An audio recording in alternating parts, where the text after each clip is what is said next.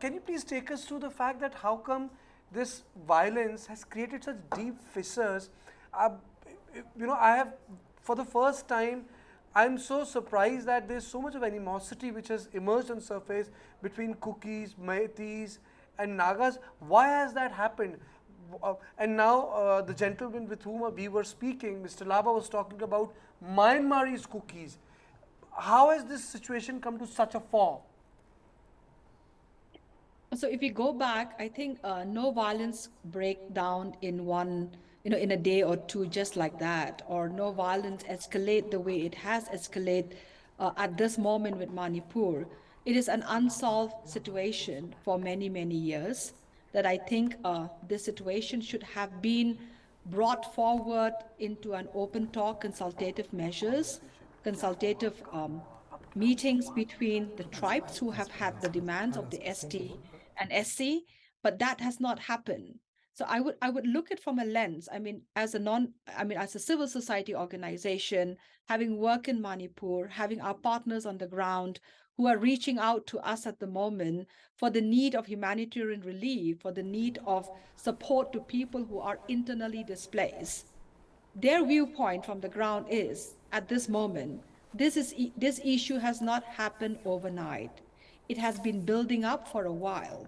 It is a situation where consultative meetings between tribes has not taken place. It has been taken in very prolonged, and the breakdown definitely happened over a rally, and that rally like flare up. Now, the question of why it flare up, it's a big question mark. There has been many opinions from different sectors, different stakeholders giving their own opinions about the situation. But I think an independent inquiry on the situation requires to be taken forward. And the other bit that I would like to also mention here is that when we talk about the Burmese or the Myanmaris inside of Manipur, we also have to look that for the last 1.5 year and more, we are working with a lot of displaced people from Myanmar in Manipur itself, having worked on the relief camps and all the situation. There has been this complex situation as far as Manipur is concerned, because when we look at Mizoram or Nagaland, it has been easy for us to reach out, but Manipur has been scattered because of the borders that they share. But there's also the other factor that people from Manipur has moved inside of Myanmar to take shelters. Now ethnicity, indigenous people have their own understanding and support system when it comes to communities as a whole. So I mean, there's been the movement of people over the years because they have relative on the other side, they have their own tribes and people on this other side.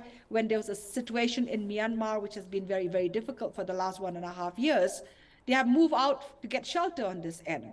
So we cannot just look at from the lens that the Kuki, from Myanmar are creating this problem at the moment. I think we have to go much more deeper on the situation. We It's have just to go not about the deeper. situation of displacement internally or displacement from the outside at the moment. It's also how this breakdown has happened is because of a situation that an order has been taken place without consultative measures. That's my viewpoint. Okay, that's interesting. And I'd like to take what you are saying back to Yambin Laba, who joins us on the phone line from Manipur. And he mentioned to us earlier that a lot of Kukis from Myanmar are responsible for the violence that we have seen. Mr. Laba, Hasina Kharbhih, who's here with us on the show, says it is not as simple as that. The problem runs deeper. It goes back several decades. There are a lot of deep-rooted, unaddressed issues. And many also say that part of the problem is that the label of foreigner is very loosely used for a lot of people in the state, which has added to the animosity between the two communities. Do you not agree, sir, that this is a time for healing, and this blame game really needs to stop somewhere? What is your take? So my take on this is that the Kukis first started coming into Manipur in 1828 after the Treaty of Yandabu was signed between the East India Company and the Burmese king, whereby the Burmese authorities were recognized the sovereignty of the Manipur state.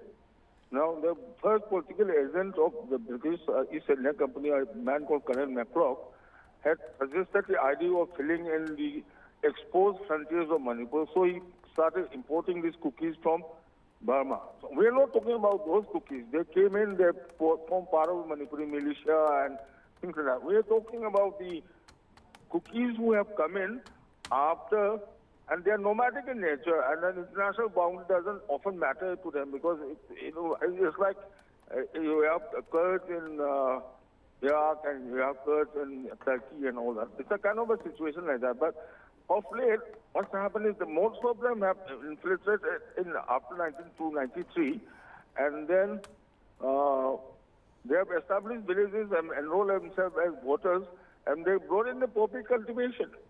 See, I think even the economic cause has to be taken care. And earlier, the Indian government wanted to handle the Naga issue, so they were encouraging the cookies, so much so that the chief of the Cookie National Army, chairman of the Cookie National Organization, chap called Mr. Hangen, had reportedly met General Roderick, chief of Indian Army staff in Delhi, and said, "There's promises money and all that." Okay, these are facts which has happened. Now, the point is, it boomerang. Now, the East Cookie clan, there are about 36 odd armed Cookie militant groups in Manipur, and each clan wants to have its own armed wing, And so right now they are supposedly under suspension of operation. They're supposed to be in camps. Their arms are supposed to be locked up in armories with a double lock and all that, but nothing of that has happened. Now, this rally that took place on the 3rd, you had AK-47 and M16 welding participants marching along with sides with the other volunteers, and then they attacked this Manipuri village at Torbung, and that's how the flashpoint came in. And then, so the attack on cookies and other inhabitants in Imphal also happened. But I think the idea is an ethnic cleansing of the Meiteis from Moreh, which borders Burma, and Churachandpur, which is not very far away from Burma, so that in a way to mitigate the influence of the Meitei rebels now stationed in Burma. I think that is the minister plan. And right now the problem is that today, after the attack on the commando force, there was no reinforcement of troops, no standing order was given. Apparently, one Mr. Samit Patra, who is a BJP bigwig stationed in the Chief Minister's bungalow, apparently told the security advisor not to send in troops to retaliate or to flush out the militants. See, that I think is the political angle which has to be looked into. So Manipur is under Article 355 of the Indian Constitution, whereby they said security is in the hands of the center, but they are not acting as they are supposed to be acting.